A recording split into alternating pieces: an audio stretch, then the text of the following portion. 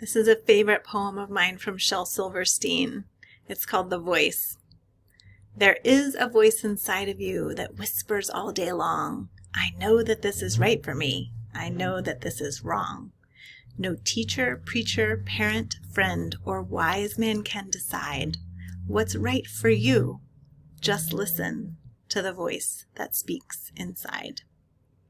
I love this poem because it speaks so much to the spirit of motivational interviewing, this approach that we are bringing to our clients, which is this deeply held belief that our clients have wisdom and knowledge inside of them, and that together we can talk about that and explore it and bring it out. We, in fact, as the professionals, providers, interviewers, do not have to have all of the answers.